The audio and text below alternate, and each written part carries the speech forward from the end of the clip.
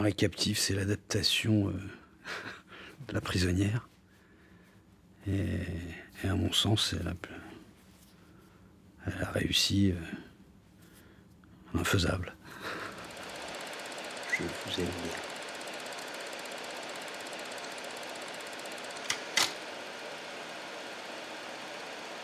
Je vous aime bien. Je n'avais pas lu de scénario et j'avais juste rendez-vous avec Chantal Akerman sans savoir qui c'était. Je savais pas que j'allais mettre un pied dans un cinéma comme celui-là. Et Chantal, je sais pas quoi vous dire, la douceur, peut-être. Son sourire, je me souviens de son sourire, ses grands yeux verts. Une étrange ressemblance avec ma maman. De ces femmes plus intelligentes que le reste du monde. Et après, elle faisait ses essais, son casting, hein, elle était très précise. Donc elle m'a pas choisi tout de suite, mais je crois assez vite. Je crois que ce qu'elle aimait bien, c'est que je parlais pas. Ensuite, elle a fait des essais avec 3 comédiennes. Et en dernier, Sylvie. Et elle nous a choisis en nous faisant une scène qui n'était pas, je crois pas une scène exactement du film. Mais elle cherchait ce qu'elle sait voir, quoi. Et ça a très bien fonctionné avec Tessu ensuite. Voulez-vous que je vienne? Non, pas encore. Tout à l'heure, peut-être. À aucun moment, elle m'a dit tu vas incarner Proust ou quelque chose qui peut ressembler à Marcel. Jamais, jamais, jamais, pas du tout. Non, elle était très précise dans un truc assez musical, finalement. C'est-à-dire le volume de la voix, sans donner des directives précises. Et j'ai le souvenir qu'elle avait dit que si elle l'avait fait 10 ou 15 ans avant, elle aurait pris un vrai acteur, j'entends, à cette époque-là, ou quelqu'un avec plus de vélocité, quoi, plus d'expérience, tout ce que vous voulez.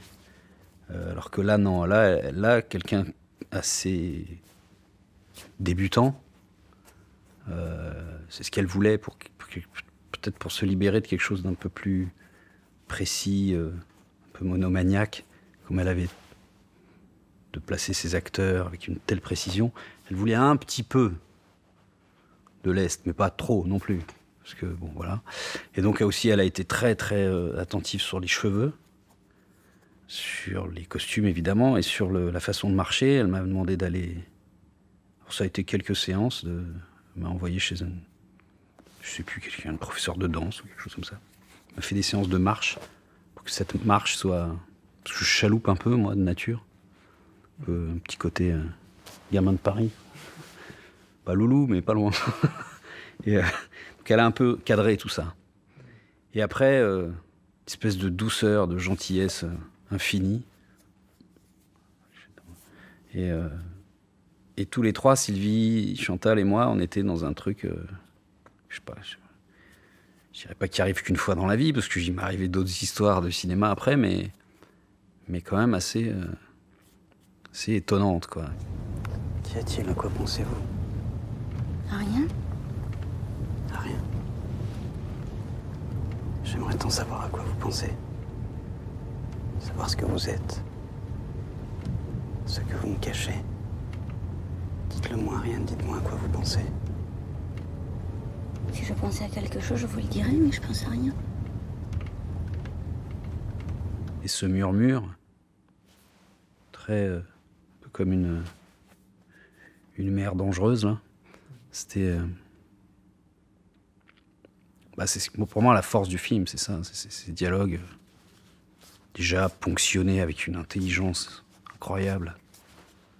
Et évidemment, j'avais pas lu La Recherche du temps perdu. Depuis, oui. Je sais pas si c'est peut-être naïf de ma part ou une preuve d'ignorance, mais j'ai pas pu m'empêcher, dans La Prisonnière, non pas d'avoir des images du film qui me reviennent, mais des évidences de comment elle a réussi à faire comme ça, à filmer l'obsession de cet homme, voilà, qui était pour elle un captif. Elle le disait souvent, je sais, quand elle parlait du film. C'était lui le prisonnier, c'était sa prison, c'est la sienne, comme comme Proust, quoi.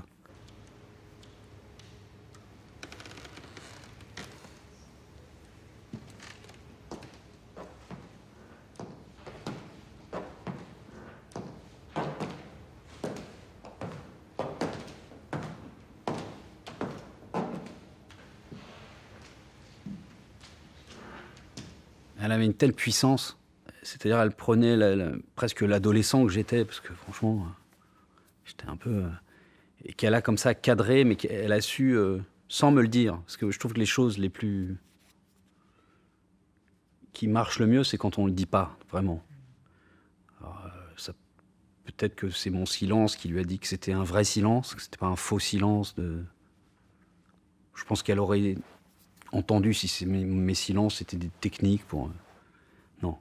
Donc cette marche, quand elle met ça en scène, notamment quand je passe sous l'espèce de petite arcade derrière l'Académie française, là, quand je passe, c'est assez mécanique. Mais j'ai dans ma tête, finalement, ce que m'a dit cette prof de danse pour marcher, pour vraiment obéir à Chantal. Moi, j'étais dans cette espèce d'envie que j'avais à cet âge-là, que j'ai toujours d'une autre façon, mais des trucs d'évidence, quoi. Quand je suis dans la chambre, avec ce costume et ce décor, qu'on dit très proustien, peut-être, mais mon obsession, elle est dans je crois à ce que je fais, quoi.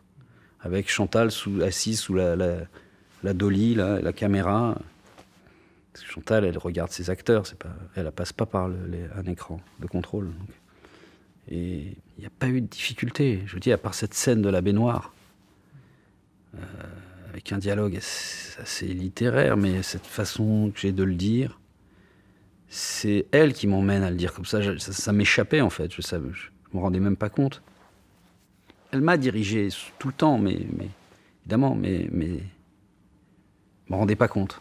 Donc ça allait comme ça.